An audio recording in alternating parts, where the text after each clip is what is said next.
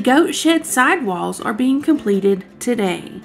Thankfully, the temperatures are warm enough so this can get done. The boards at the top of the sidewalls will help keep cold air out in the winter.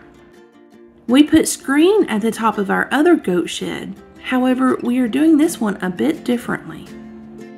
We used board and batten on the original goat shed. It is a good windproof enclosure. We have screen at the top and we board it up during the winter.